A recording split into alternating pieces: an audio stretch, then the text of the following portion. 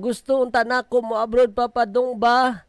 Pero dili man musugot among silingan oy. Pastila na yung trabaho ni silingan na mahinoy di masugot. Sabi ni, wala pa noon ako maistorya sa akong bana kung unsay akong plano. Maora po di ay. Mo din nga dili musugot na imong silingan. Giuna din imong istorya sa imong silingan rather than istoryahon nimo imong asawa. Kay imong bana di ay unsa. Kay sa Tagalog pa asawa kay babae o lalaki asawa manggunagod. Naaman din sa Kuanday Mindanao Bisaya man dayta dire.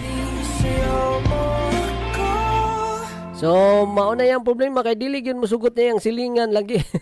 Well, kay sa basig na po'y valid reason ang imong silingan nganong wala po na siya nisugot no. Basig niingon siya nga ayaw na abroad kay basig imuhang mga anak ba mapariwara iwanan imong bana basig imong bana mga bit mangitaglain.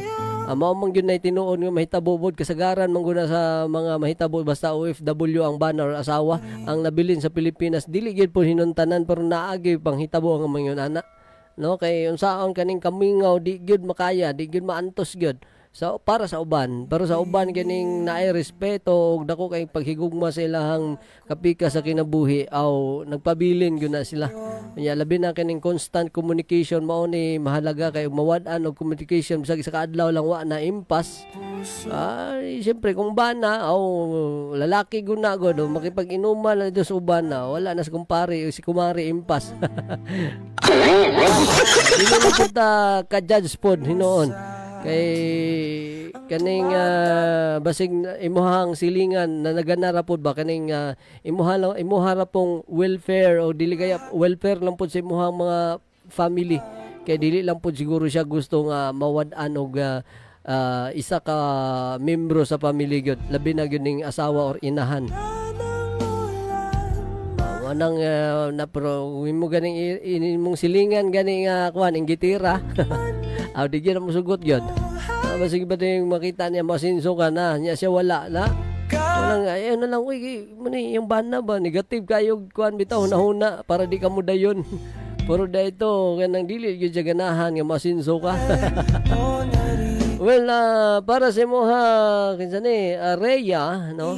Istoryahin na imong bana, klaruha, then pasabta sa imong mga plano para lang pod dili man pod siguro na plano nimo para sa imong kagulingon para ra man pod na sa imong future sa imong mga anak or para ra pod sa inyong kaugmaon bilang isip pamilya. Kung naay pagkakataon nga mo abroad ka, then abroad na lang gyud. Kay lisod jud diri sa Pilipinas nga nang miingon sila nga bahalag saging basta labing aba ang mutuan na pas mo. Lagi pas mo ang mutuan ng bahalag saging basta labing. Di na usor ang panahon na may untag pagkaon datong problema napatay pagkaon, shelter, medicine, clothes, kuryente, tubig, mao man atong mga problema no. Magkakasakit ang atong mga anak kita sa parte sa atong mga pamilya isa sa atong pamilya magkakasakit di ba kailangan nato pampatambal nya wala man tay kwarta ana unsaon man ni ron no kung sapat-sapat lang po ng igura pangkaon ang kita sa atong bana no kung naagi chance no pero kung kaya ramang gyud sa imong bana no nga suportahan ang inyong mga needs okay ra pero kung dili gyud labi na gyud sa kaugmaon sa mga anak so kung naay chance nga mag-abroad di pa dayon na pasabdan na lang na imong bana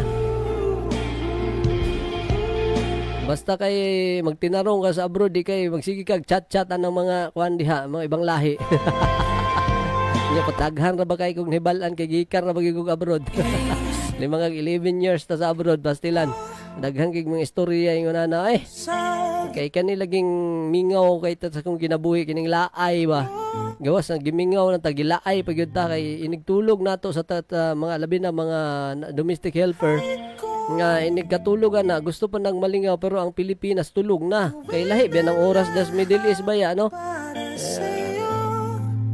gabi na tulog na wa na sila kay istorya so manang mangita sila glain kay istorya mo nang makipag-chat na lang og glain Unya kay madalas kay basta sa Middle East ang kausap nimo mga ibang lahi man.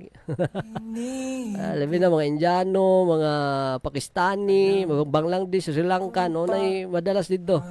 No? O kining kapwa Arabo mismo. Di na lang ta mag-talk. Basta kung malinis man imong intention good para lang yun makatabang ka sa imong pamilya, then sige.